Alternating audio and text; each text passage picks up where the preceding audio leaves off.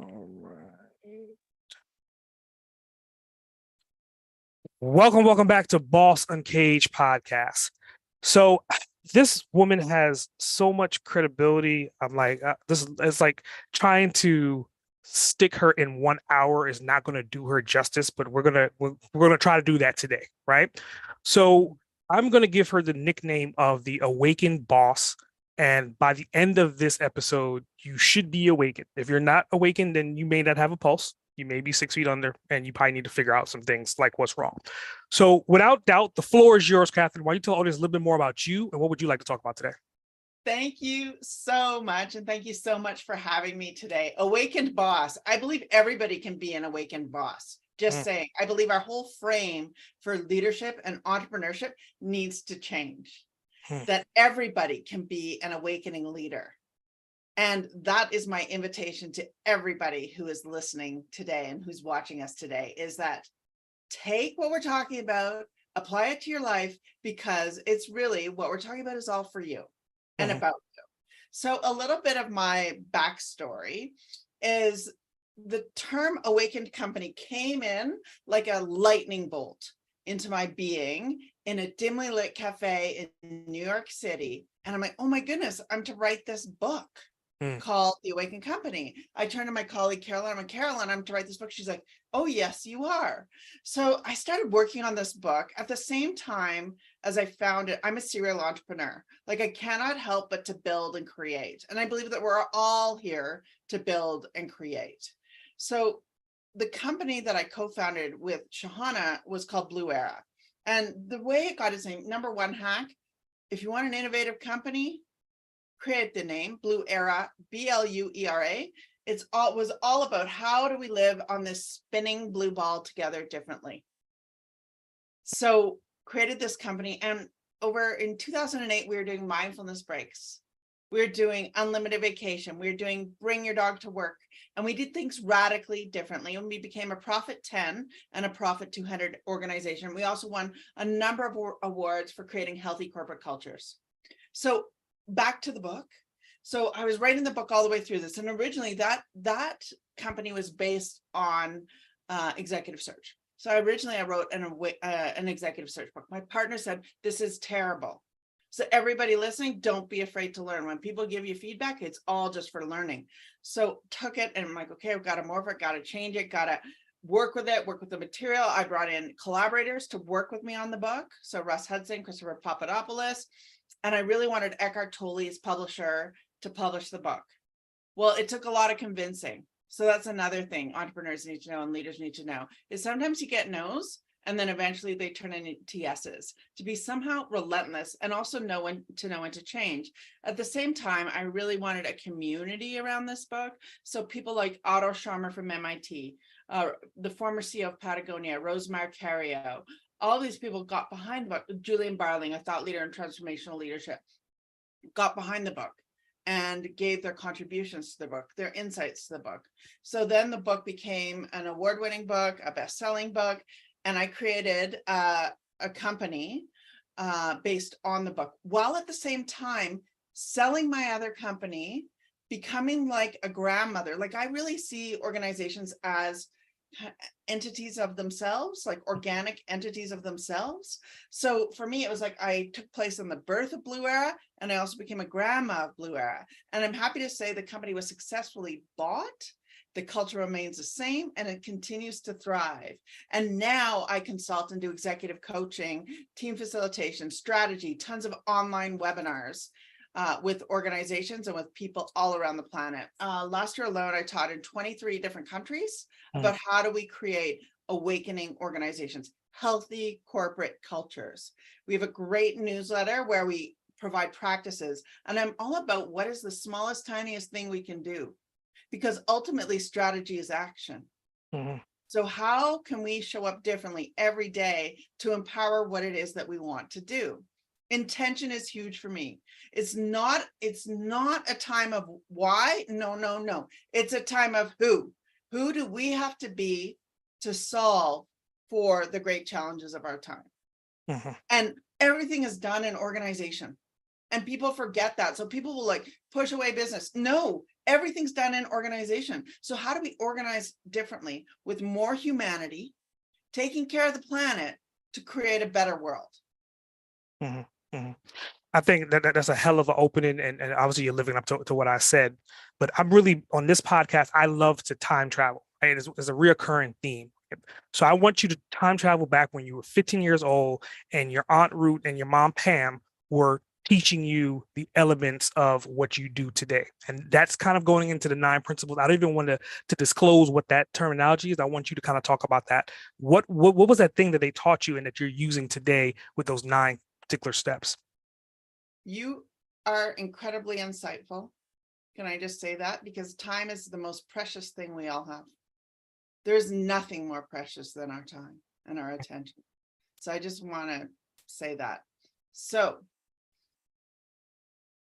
when I was a teenager, my mom and my aunt, first of all, my aunt wrote a book, so I believed that I could write a book. And we all need examples of people who've done things differently. They introduced me to something called the Enneagram, which is a profound personality roadmap for how do we actually get more present. And now I'm partnered or creative collaborator with the thought leader in the world on the Enneagram. We're working on a book on creativity in the Enneagram, but let's go back to that time. Originally, they said, oh, Kath, you're this type. And I'm like, huh? I'm like, you cannot pound any kind of, you can't force me into a box. Mhm. I'm like, you can't force me into the box. I'm me, that's it. Well, lo and behold, the Enneagram grabbed me. And it has taken me on a journey ever since. So at 15, went into market research. I got my degree, so sociology degree, an MBA, what led executive search, joined one of the most top 10 executive search firms in the world, was one of the biggest revenue producers for that executive search firm by doing things and using things like the Enneagram. So I've always kind of woven business research, practical know-how, and wisdom traditions. Now, what we then did is we founded BluEra. I had kids. Like, I just want to give a shout out to my family, because all doing this, I was managing, leading children, and I do believe our first leaders are our parents. And that is so often forgotten. Our first leaders are our parents. And Chanel, it has been a journey ever since. So I'm wondering, do you want me to take you for a walk around the wheel of the Enneagram, the different types and the impact it can have in terms of understanding what our Enneagram type is in the world, in how we behave in the world? I think again, there's just so many different directions you want to go in. And I thought you brought up a really solid point about our parents. So that kind of leads me to kind of even go a little bit younger than the 15 age, right? I'm a Sagittarius, right? So I know what that means. Both your parents were Sagittarius as well. So I want you to kind of talk about, like, what is it like growing up in a household with two people that are in the same kind of zodiac sign, but at the same time, Sagittarius have particular traits about them. So I want you to kind of talk about, like, what was your childhood like growing up in that environment? Oh, you're super fascinating. You're the first one ever who's asked me that. And I'm a Virgo. And my birthday is 9/9/1971, which is another 9, so 999. So I am a Virgo, and I grew up with these parents that I always felt loved. My mom told me that the way I was born is that my mom and my dad put their hand on my mom's stomach and wished for somebody just like me to be born. So that's the way I came into the world. Now, I was born immediately independent. My mom said nobody could tell me what to do. I couldn't help but to fill the leadership void. So both of them were quite heady, like quite mental, quite cerebral, very bright. My mom was a teacher. My dad was a business executive. My dad traveled a lot, traveled around the world, international travel. And while I have 2 younger sisters, a Leo and a Taurus. And I couldn't help but to fill that leadership void. So I always felt like I was somewhat of a mother for my 2 younger sisters. And also in my family, I would just naturally gravitate towards leading. Mhm.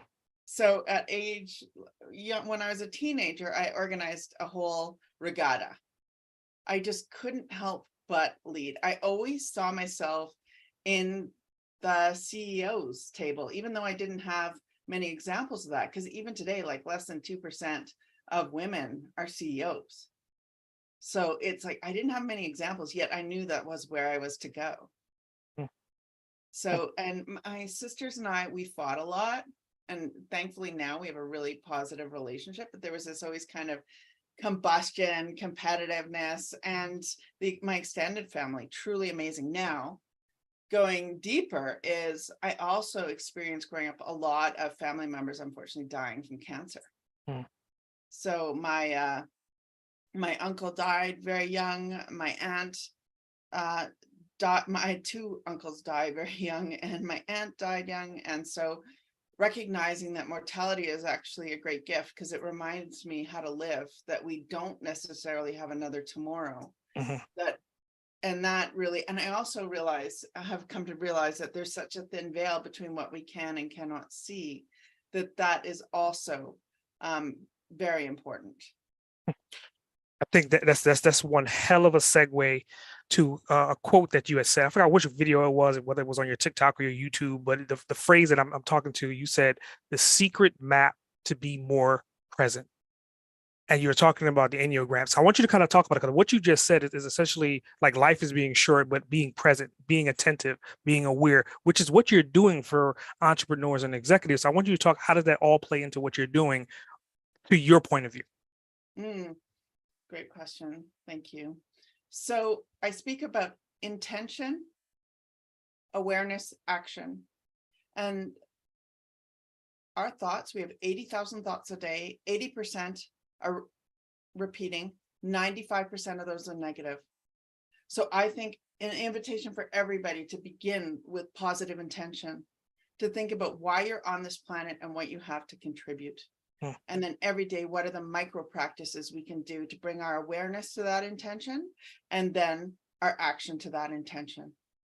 And the Enneagram, well, for example, the reason I wanted to work with Namaste is because I had Eckhart Tolle's book, which is all about presence. Mhm. The Enneagram and the work that Russ Hudson and I are doing is about how do we create and be with the pathways in the Enneagram so that we can, instead of operating from our default, we operate from a more holistic place. So for example, I'll just walk around the wheel. I'm an Enneagram type 8. Do you know your Enneagram type? No, I know my disc. I know like several others, but I have not done my Enneagram as of yet. Okay, so I invite you to do your Enneagram. I'd invite you to do the READY test, which is a Riso Hudson Enneagram type indicator, to do that. I would also invite you to check out, we have an app that's hasn't officially gone live yet, but I invite you to check out Awakenly because it also provides daily practices around the Enneagram. So now I'll start with an 8 because I am an 8. So the 8's called the Challenger. And we tend to, our energy is forward moving, assertive. What you see is what you get. It's really hard for me not to swear because it's just it's so body based for me. And this is a gut type. So in terms of leadership, these are people who love to lead. I love to lead and I can't help but to lead. It comes super naturally to me. What I need to work on to become more present is pausing, clarity, and keeping my heart open. Mhm. So the next type, very different. And this is my colleague Bliss. He's a 9, which is a peacemaker. And so the peacemaker is really keeping the peace and not making decisions hastily, whereas I will make a gut decision. He will be weighing the pros, the cons, what could go right, what could go wrong, and he'll need to process it. Entirely different motivation than mine, and yet I have so much to learn from him.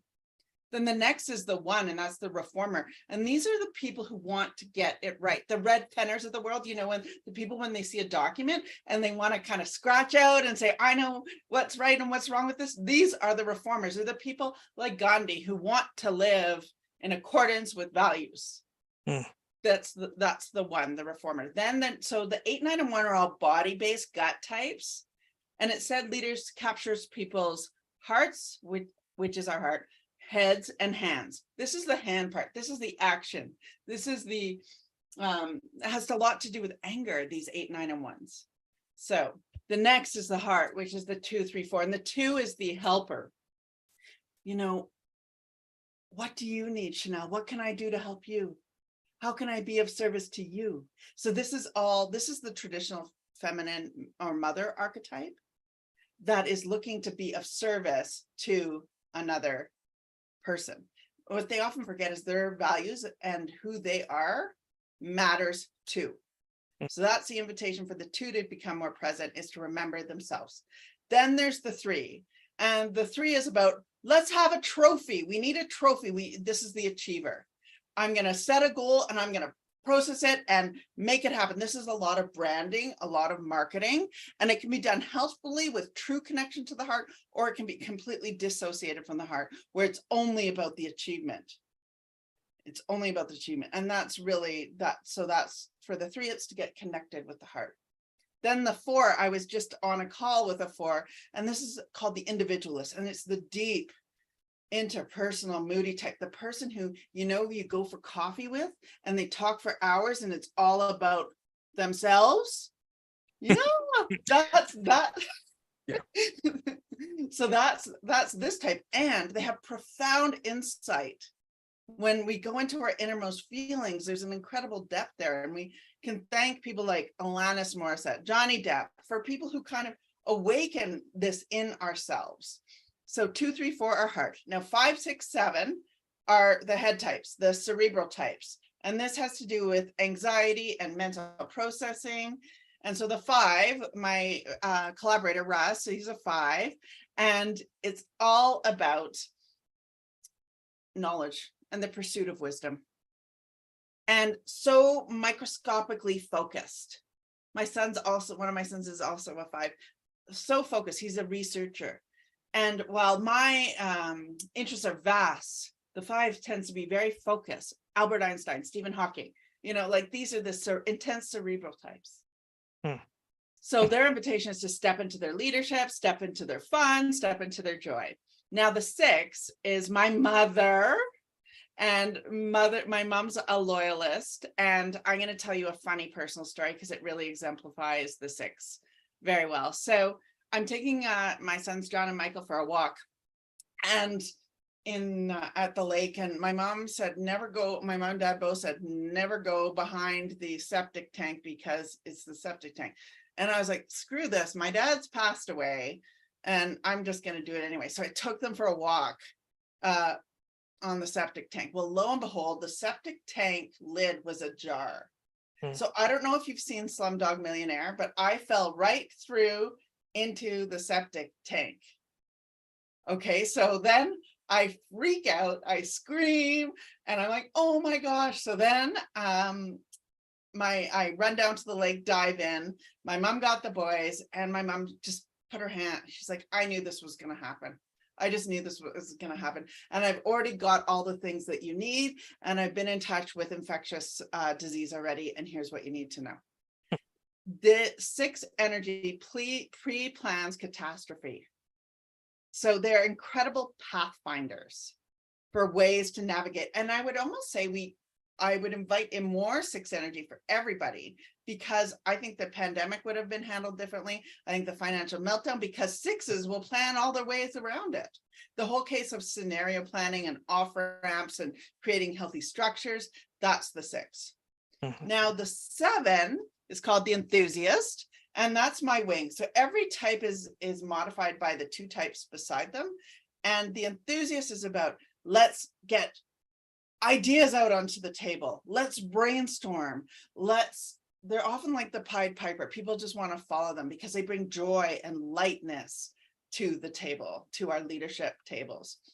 The challenge with the 7, though, is to follow through and get things done, to make things happen. And here's another personal example. So somebody came to me who's a 7 and said, Kath, I got some great news. Oh, what's your great news?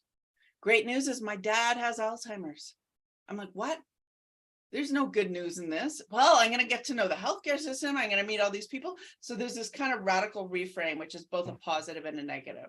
So you can see how each and every type have distinct flavors and tastes, and how they teach us, when we know what type we are, what pathways to walk so that we can be more grounded and landed in the present moment. I think it's definitely fascinating, and it kind of goes to a terminology that you use, the strategy with the soul. And I think like what you just done is kind of illustrate that. So I want you to kind of talk about like what does that really mean, and how does that play into those 9 archetypes? Great question. So first of all, we need to remember the majority of businesses do not survive past 9 years. The majority of people are disengaged. People rate the worst time of their day as their time with their bosses. This is business research. And we need to do things radically differently. So first, I'd like to invite in everybody to remember, are we awakening ourselves? Are we awakening our relationships? Are we awakening our organization and teams? And the Awakened Company pillars: business research, practical know-how, and wisdom traditions. The wisdom traditions of the Enneagram inform this whole way of thinking about organizations. And I think that's one of the reasons why the book was re-released just recently, because most business books only survive 6 months. And it was re-released because the wisdom traditions help it to hold true. What's interesting is the business research and the wisdom traditions are not, where they point to is not separate. So for example, how do we awaken ourselves? First of all, we need to know, who are we? We need to become self-aware. The business research says the more self-aware we are, the higher performing we are. So are we using things like the Enneagram to understand who we are? I'd invite everybody to know their Enneagram type, everybody to understand what their intention is, and everybody to have stop practices. So that's number one. Now, in terms of the relationships, because I just painted, and we know, like, so well, in terms of relationships, people rate the worst time of the day as their time with their bosses. We don't want any boss holes. And bosses don't want to be boss holes. So the invitation is, okay, we know how long somebody stays and how productive they are is related to the relationships at work. Yet we don't spend enough time in relationships. There was one CEO I was working with, walked in and there's a wall of books. I'm like, what kind of message does that send the team? So what they did is they ended up taking the books down, inviting somebody out for lunch once a month and asking them one personal question. And that minor little thing changed everything. So with relationships, do we know our roles? So are people clear with how they're being measured in their organization? Because what gets measured gets managed. So are people clear with their roles? And then are we forming real relatedness, which means our human connection to each other? So when we have that human connection, it helps to build trust. And when we have trust, it reduces all the tax in terms of how we behave with each other. So I'd invite everybody in listening to just spend time with each other, actually care. I was listening to 3 university presidents speak, and one of the most powerful things one of the presidents did was write 5 thank you notes every day. So invite in gratitude. How are we grateful for our relationships? And then there's something called the relationship bank account, where we need 5 positives, Chanel, for every one withdrawal. So that's something everybody can apply to any relationships, is how are we positively noticing each other? How are we building what we want to create? How are we focusing and hijacking those negative thoughts to something more creative so that we are created? So that is the invitation with this. And then in terms of strategy with soul, which is what you were talking about, there's 3 pillars: energize, sustain, and regenerate. And they're actually all based on the Enneagram types. So energize is the 3, 7, and 8. So energize, we need a clear vision. And everyone thinks they may be doing great on purpose. No, 90%, I'd say at least 90% of CEOs, when I speak to them, I'm like, so what's your vision? And then I ask someone else in the organization, totally different tone. So leaders don't know vision. So invitation, everybody, know your vision. The 3 is have your metrics for success. And the 7 is celebrate. Celebrate. Then the next pillar, and of course there's a lot in between that scaffolding, but that's just the general sense.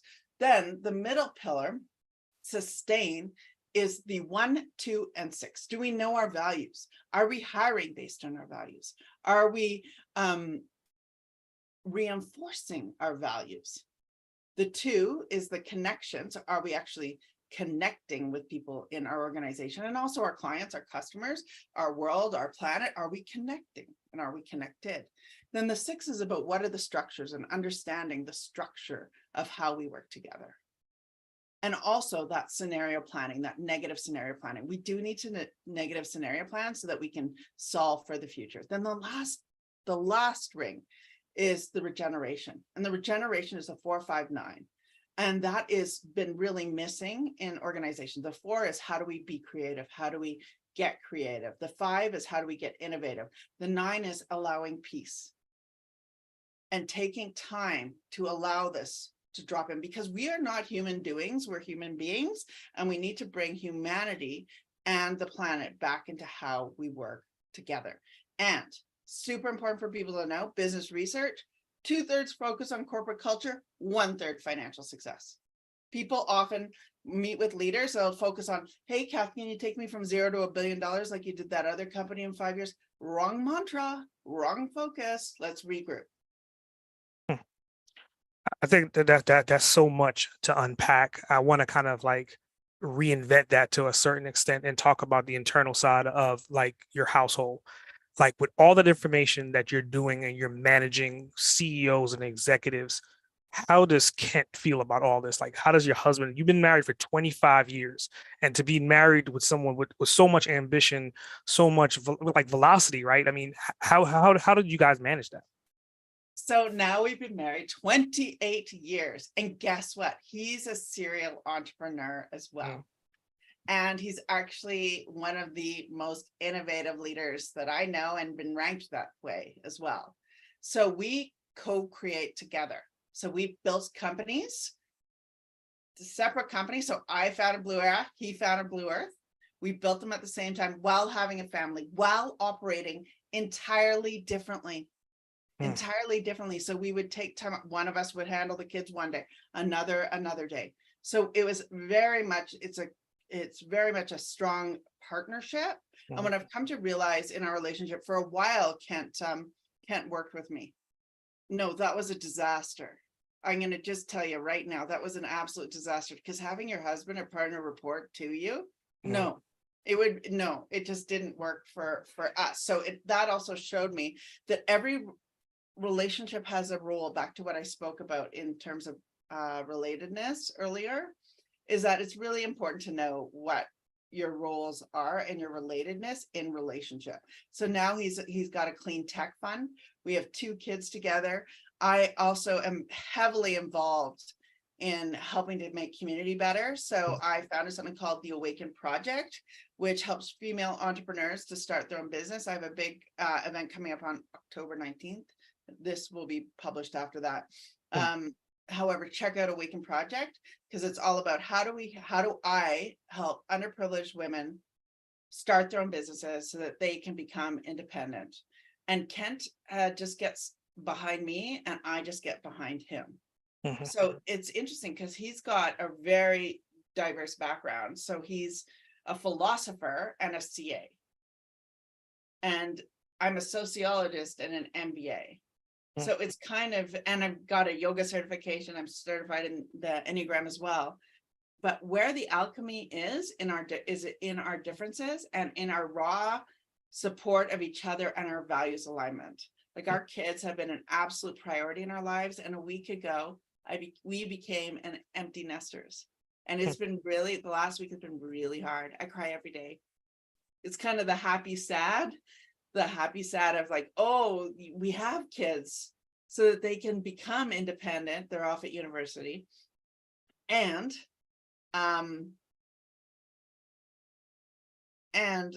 you know, I've poured so much love into those boys that for me not to feel their energy in the home is really tough.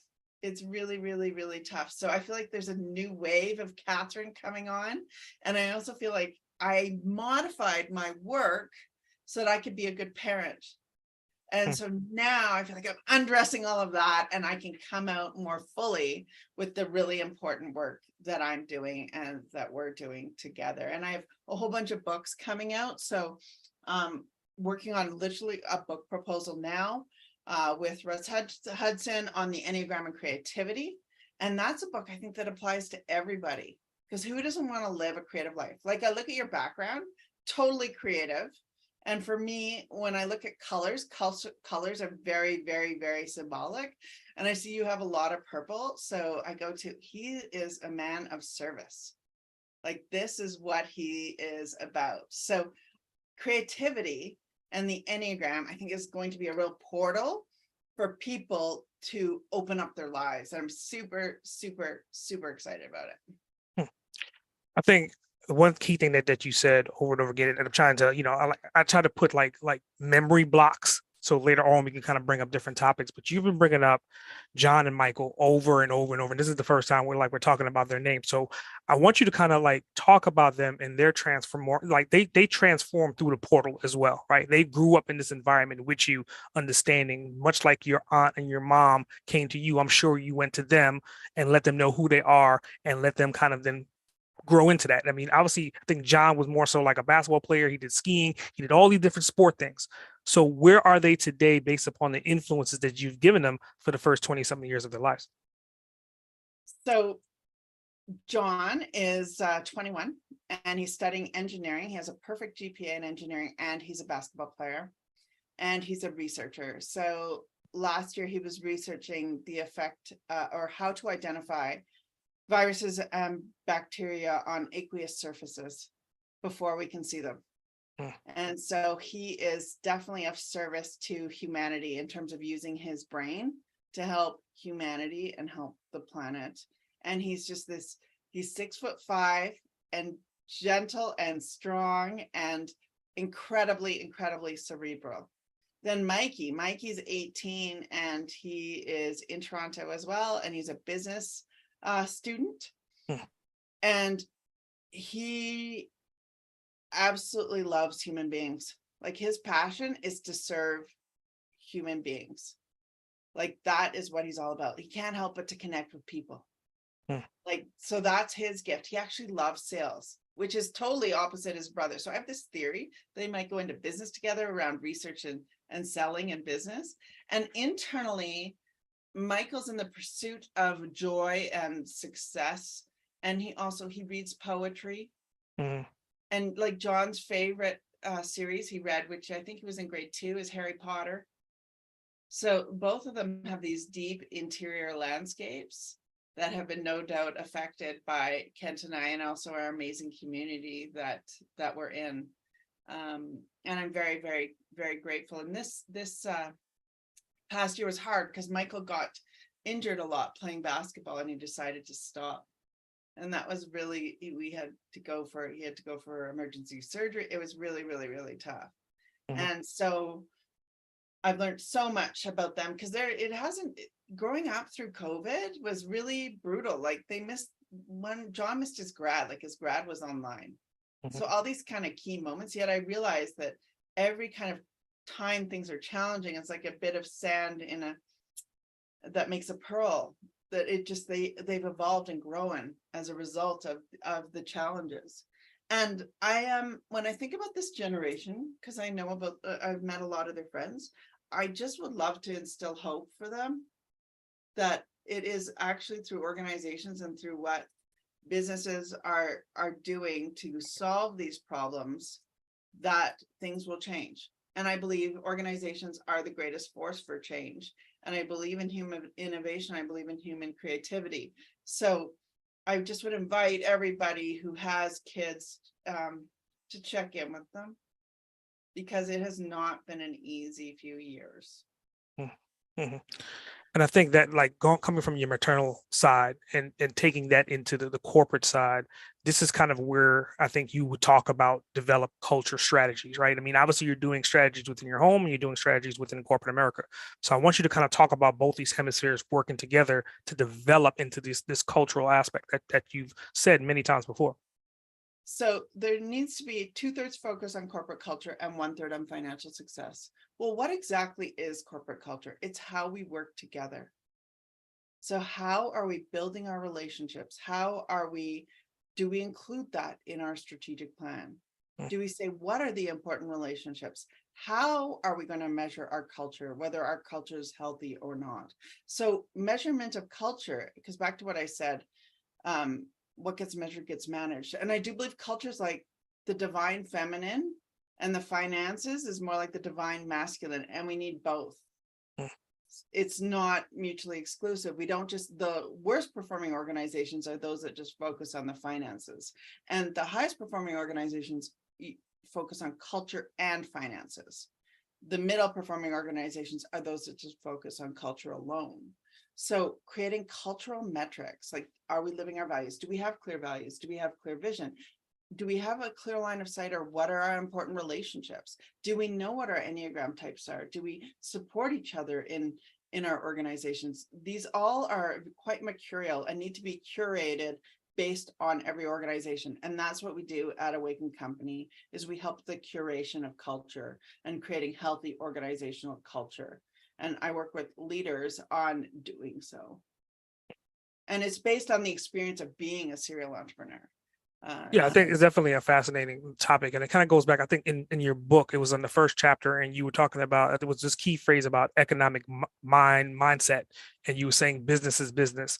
So I want you to kind of, like, based upon what you just said, I want you to kind of break that apart right now. Because I mean, business is not just business. It kind of goes back to the culture, but I want you to kind of talk about, like, we're telling a story, right? So like, where does this business to business really come in versus more so business to people? I don't know about you, but I can't separate my body from wherever I am. Mm. So I just right? Like, let's be real here. Like, our humanity comes with us to work. Now, we can act like we can separate it, and to a certain degree, people can separate it. However, who we are as human beings matters and can and should be supported in our organizations. So when we know each other, we behave differently. Mhm. And so the invitation is to really get to know each other, and through organizing differently, we will solve the greatest challenges of our time. Let me give you a very specific example. Recently, I was presenting at Queen's University, and the person presenting after me, his name was Steve Nader, and he works for NASA. I think he's the head of tournaments, head of innovations for NASA. And there's now things where you go to, it's called InnoCenter. You go to InnoCenter, you put your business challenge in, and anybody from the world can respond and create solutions and get paid for those solutions. Mm. So I think we're going to be using the collective field more and more, so that organizations become more like, as I said earlier, like an organism that solve problems, and then they may disperse or they may continue to grow. It depends on what is needed by the emergent field. Mhm. And bringing the humanity back. And what's super interesting is those who responded to these challenges, they typically are people who found the solution are not in that field. So what I'm getting at there is, we need to apply our creativity to use different resources to actually, well, use resources is a very interesting thing. I can't stand the term human resources, because humans are not resources, humans are not assets, nor are other living beings. And how do we treat people, the planet, and other animals not as kind of objects to be used? We are all living beings, and it requires a different mindset and a different kind of care than traditionally has been done. Really, yeah, I can't stand the term human assets. No, I don't know about you. I'm not an asset. I'm a human being, and I'm also a human doing. I think it's definitely fascinating, and it kind of brings me back to what you said earlier about Awakening Project, right? And we haven't disclosed like the details of that. And I want to kind of talk into that and unpack that a little bit. It essentially, you're creating like jewelry, right? It's a platform to sell jewelry. It's created by an artist, but more so the business behind it is like micro loans. So I want to kind of talk about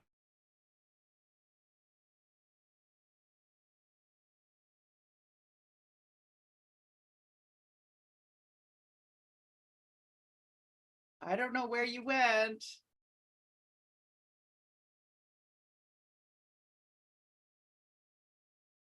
There you are. You're Uh, back.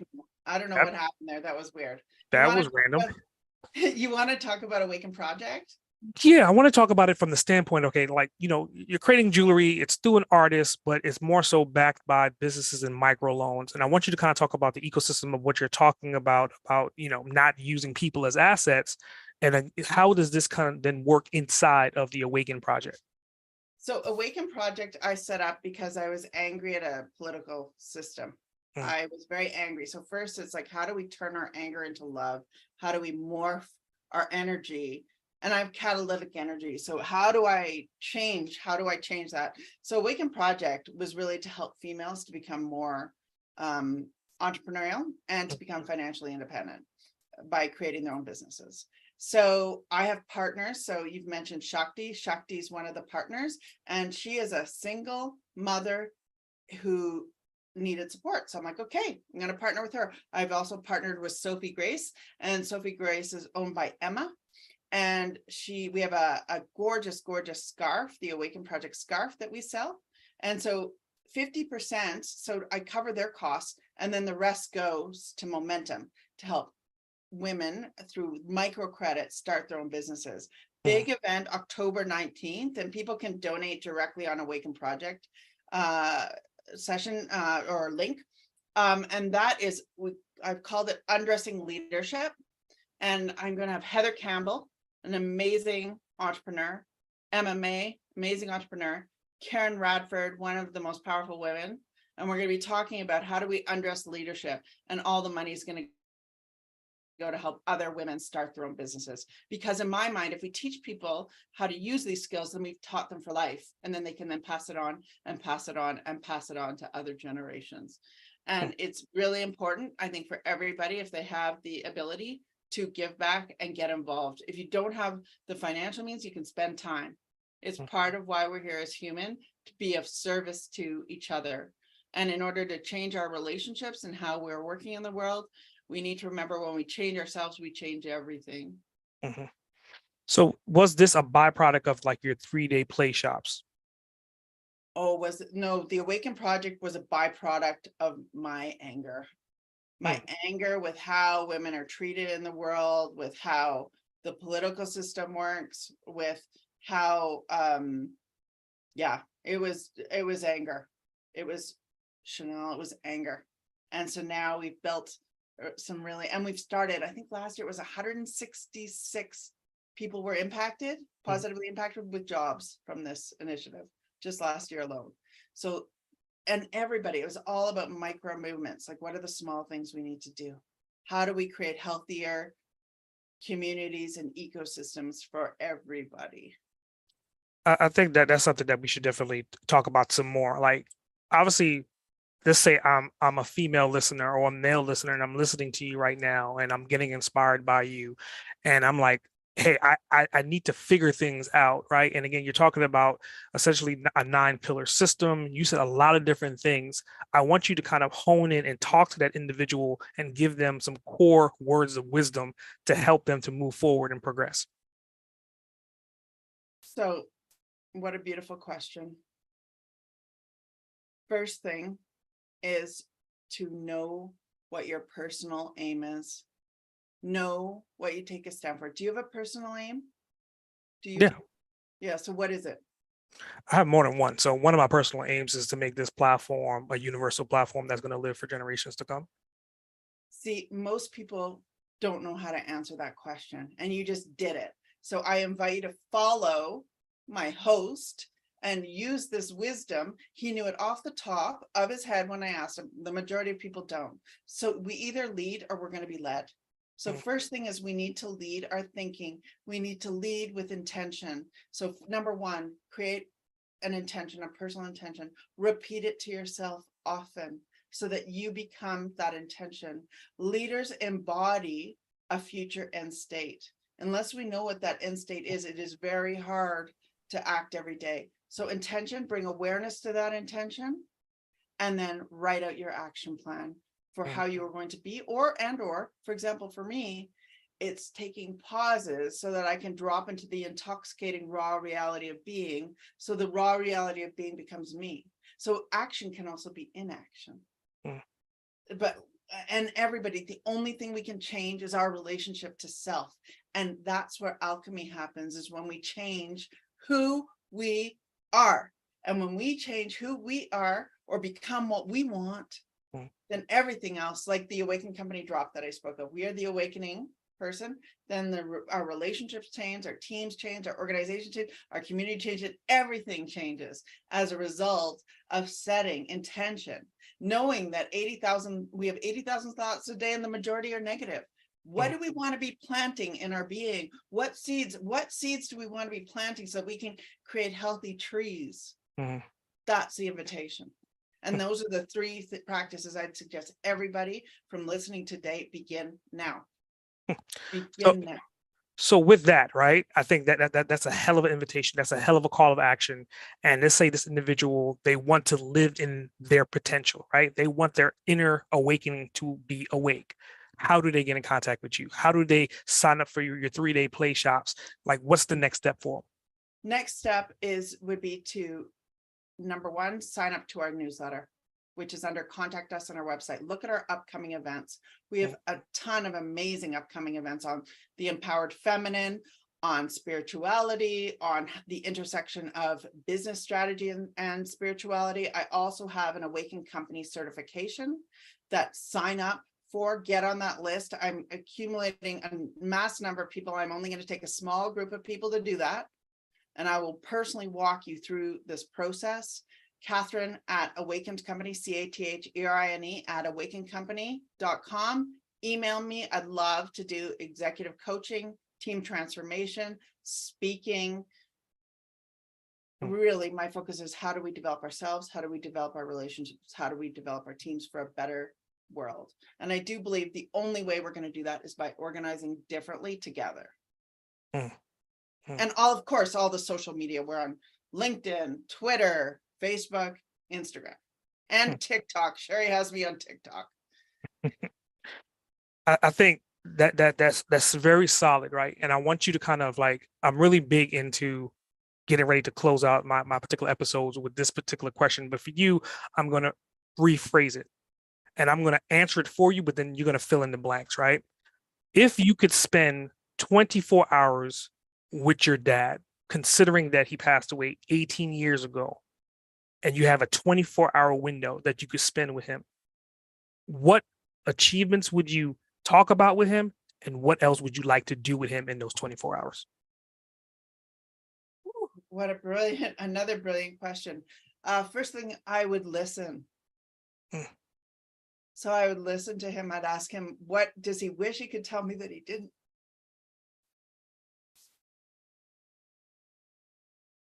Oh boy. And I think he would want to know about the kids. So I talk about the kids and family. I don't cry normally. Chanel, what have you done? And you've broken me open. And he'd want to know about the kids. He'd want to know about family. He'd want to know about community involvement. He'd want to know that I've written the book and I have more books on the way. And he'd also be very happy that I'm focused on building healthy communities and healthy organizations. But first would be about the kids. And then he'd want to know about the nature of the lake. How's the nature of the lake? And I'd tell him that. But first I would listen because I'd want to know what he has to tell me. And you wouldn't tell him that you kind of fell into the hole and had to jump into the lake, kind of ended with a smile at the end? Yes, I'd tell him that there aren't as many bugs, but the loons are still there. And that nature teaches, like he said to me, nature is probably our greatest teacher. It holds so many truths. So yeah, that's what I'd listen, and he'd want to know about the family and who I'm collaborating with and all the people I'm playing with. That's what would matter to him. It's interesting because when we think about it, I talk to leaders about what would be your eulogy. Mhm. How do you want people to be remembered, to remember you by? And I think that's really important when it comes to intention, is Mhm. how do we want to be remembered? Which goes into what you asked me earlier about my general intentions, and just by what you said and what you stated, could you imagine 40 years, 50 years from now, both of us could be dead and gone, but obviously your grandkids will have opportunity to hear what you're saying now. And that's what this entire podcast is really about. Mm-hmm. Mhm. So going into closing, I like to give whoever I'm interviewing an opportunity to become the host of Boss Uncaged. So my show is now yours. I'm now your guest. Do you have any questions for me? Yes, I do. What motivates you every day? Multiple different things. I mean, family, our kids, just opportunities to not prove people wrong, but to prove that you can kind of come from being an underdog. You can come from being almost under the ground and still survive and still thrive and still be prosperous just by continuing with your work ethic, not giving up, being relentless. So true. I think that work ethic is undervalued and underappreciated, and it creates different ways of being. When I'm going to ask you the question I just asked, your eulogy, what do you want people to say about you? I, I look at it from the standpoint of I have this running joke with my wife on a regular basis. I was like, obviously, in today's society, men die before females, right? So, being that I potentially would die before you, technology should catch up to the point to where there should be an avatar version or an AI version of myself. That way, it can kind of live forever. It may not be exactly me; it'll be me from the point of whenever I died, but again, I could essentially live forever and continue to keep doing this podcast and continue to keep, because my goal is I want to touch at least 1 million entrepreneurs, to have them and have their interviews documented. And it's only one way to do that. It's going to be almost impossible to record 1 million in the time frame, but it would be possible if I can kind of create a variation of myself in the cloud that can live forever and continue to do interviews. Beautiful. If you were to have a redo on your life, what's something you would redo? I could Wow. ask questions forever, just so you know, because I'm so fascinated by you and what you're doing. So what would be your redo? Wow. I think there's so many things that you could regret in life, but at the same time, if they didn't happen, you wouldn't be who you are. I would not be as articulate as I am right now, or influential to have these type of conversations if I didn't go through those hurdles. But if I can kind of go back, the one thing that I would definitely change would be the way I approached business in my early days. It was kind of like a mentality of work the 30 hours out of 24, work around the clock, no sleep. And I was a single dad at the time, so I was like, take the kid to basketball, take him to school, take him to Boy Scouts, do everything, be the Superman. And then unfortunately, a byproduct of that is I had a stroke. So I want people to kind of realize that and use my story as not necessarily a scapegoat, but a gateway to kind of, there's different ways of doing it. If you want something to be done, you probably have to figure out how to hire someone to do it for you versus you doing everything yourself. And that's the only way you could really multiply and grow. Mm-hmm. So true. So the entrepreneurs that I work with, we need innovators coupled with executors. We can't do it all. And I also have a very, very strong meditation practice, that stillness practice for how do we actually be still. And I open up team sessions in meditation, mindfulness, and also reading poetry. By reading poetry. So let me ask, what is something you have never told somebody that is asking to be told? I think it kind of goes without saying, but the irony is like my wife, we had this conversation this morning. She was walking out the house, and every time she walks out the house, she's always looking for like spider webs. She's completely paranoid and scared about spiders. And there's this one spider web that's connected to a tree in our house that's like maybe 20 feet above the house, right? But she always looks up at it to make sure that the spider web didn't move. And she was like, well, everyone has different fears. And she said her fear is spiders. And then she clearly then said, my fear is the fear of failure. And when she said that, it kind of hit me. It was kind of like, what do I fear the most?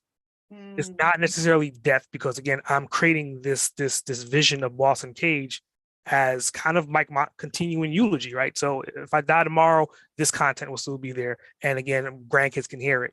But the fear of not executing and not necessarily becoming successful, but getting to that goal is probably my greatest fear, which I've never actually said to anyone. well, thank you so much for going there. I've been playing a lot with emptiness and how do I allow myself to be empty, Mm. with dealing with that whole fear of death and fear of not being alive. So you really kind of hit something. Now I'm going to play with your context. Why did you choose the red lightsaber in Darth Vader above, and why do we have Yoda and Darth Vader together? So explain this to me. Well, everything to me is yin and yang, right? Everything is push and pull. Everything is on and off, light and dark. And originally, when I had created that, it was I equally enjoy and embrace and relate to both Darth Vader and Yoda. Like Yoda is kind of like inspirational, just his tonality, the way he speaks is kind of like you want to listen to him. He's like upper echelon, right? He's like almost perfect, but he's not perfect. And then Darth Vader had an opportunity to become Yoda, but he didn't. He turned to the dark side, and he's almost as equally as powerful as Yoda. So again, I think in everyone is kind of, if you look at it from a visual standpoint, it's like having the devil and the angel on my shoulder at all times. Yes, yes, yes, yes. And I love that because it's like understanding what we need to go into. So for example, the anger that I talked about related to Awaken Project, that was definitely my Darth Vader. It could be very toxic. And then my Yoda came in. And yet, how do I just be with it all? The invitation to be with it all. Now, what does the color purple mean to you? Because I'm big into colors and flavors and Mhm. textures. And what does the color purple mean to you? Well, I mean, from my design background, my first degree was graphic design. So, like, when I selected the color for this brand, it was definitely purposeful, right? I mean, again, kind of going back into legacy. And when you think about legacy for the longest duration of time and humanity, it always goes back to royalty, right? It always goes back to kings and queens. So, like, that's the premise. First and foremost, is like, what is that enterprising color that will be timeless? Purple. But at the same time, purple is both masculine and feminine. It's a mixture of red and blue, which are, two different hemispheres as well. They mean so many different things, but to combine them together, you have this. I look at purple as almost like a perfect color. It's like when you look at purple, it kind of represents something to where you have to stop and think about it. Like, why did that person pick purple? Most corporations will pick blue. Most health will pick green, right? Most restaurants will pick orange, yellows, and reds. But why would a company then pick purple, considering that everyone else is doing these other color palettes? Mhm. Wonderful. And what's your favorite book? Wow. That changes pretty frequently. One book that I always bring up that always resonates with me over and over again is a 5-second rule. It's just kind of like when you're faced with the hurdles or the fears and just kind of just fuck everything. Take that 5 seconds, count down, and then just execute. And that's the book that I always kind of talk about, because most people don't take that next step because they're faced with the consequences of, oh, I'll fail, or I don't have everything I need, or it's going to take too much time. There's always a bunch of excuses when you just need to stop, take 5 seconds, breathe, and then just execute. It's so true. I speak in the Awaken Company that we need to go into our fears, that we need to go in, and once we go in, then something else can emerge through us. Like, for example, I was just thinking about when you asked me about my dad, I needed to go into that sadness, that well of sadness, and then my answer surprised me, and it was fresh and in the moment because you brought it out of me. And yet going into it is so important. If there were perhaps the last question, just due to time, or else I would love to just interview you. If you were to tell your children Mm. what would be what you think would be most helpful to them, what would you say? Hmm. I think that's a difficult question, because by default, from a business standpoint, you probably hear the stereotypical things about, you know, never give up, never quit. But honestly, I would just say find true happiness, whatever it is that you decide to do. It doesn't have to be business. if you decide to work for someone, it's not like I'm going to be disappointed. As long as you're happy, then you're happy. And then you're instilling that happiness in the next generation.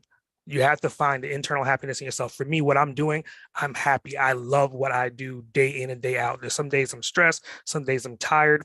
But before this call, I was drained and tired. I'm still kind of sleep deprived from jet lag, right? But once I got on this call, I was in the zone, and the energy level between both of us, like now I could run 3 miles and do cartwheels and backflips. And I just want to run through the streets butt naked screaming because that energy level is there now.